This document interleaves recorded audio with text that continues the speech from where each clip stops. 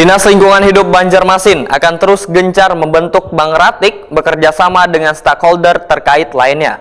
Di Banjarmasin, jumlah Bank Ratik telah mencapai 300 lebih yang tersebar di 5 kecamatan. Keberadaan Bank Ratik kada hanya menyasar wilayah-wilayah di tingkat kelurahan, namun ada pula yang berada di wadah ibadah. Dinas Lingkungan Hidup Banjarmasin akan terus gencar membentuk Bank Ratik bekerja sama dengan stakeholder terkait lainnya. Di Banjarmasin, jumlah Bank Ratik telah mencapai 300 lebih tersebar di 5 kecamatan. Keberadaan Bank Ratik kada hanya menyasar wilayah-wilayah di tingkat kelurahan, namun ada pula yang berada di wadah ibadah, salah satunya di Masjid Al-Jihad yang berada di Jalan Cempaka Besar, Banjarmasin Tengah. Bank Ratik yang menjadi salah satu inovasi ini diberi ngaran Bank Ratik Sedekah, dikarenakan jamaah yang membawa ratik sekaligus bersedekah. Demikian dipedahkan Kabid Kebersihan dan Pengelolaan Sampah Dinas Lingkungan Hidup Banjarmasin, Marjuki, Wetakuni Prima TV tengah hari Rabu 3 Januari 2024. Menurut Marjuki, ini sudah ada 3 masjid yang dibentuk Bank Ratik. Ke depan akan terus mengajak beberapa pengelola masjid lainnya untuk ikut bergabung membentuk Bank Ratik sebagai salah satu upaya dalam memilah ratik dari sumbernya. Sebenarnya salah satu inovasi salah satu bank sampah. Nah, ini sudah 2020 kan bank sampah Jat ini.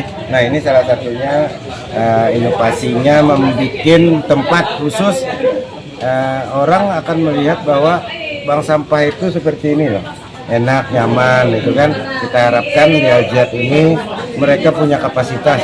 Nah, kita maksimalkan kapasitas itu.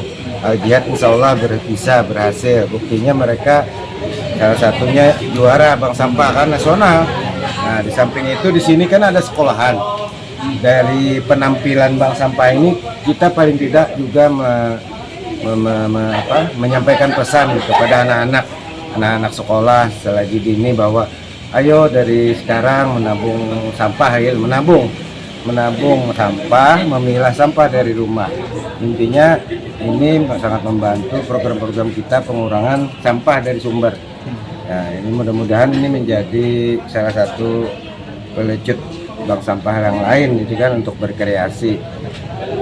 Yang terkhususnya masjid gitu loh. Karena Banjarmasin kan termasuk ya banyak masjid juga. Nah, kenapa tidak kita berdayakan ke masjid-masjid ini juga menjadi salah satu penyumbang kontribusi untuk pengurangan sampah.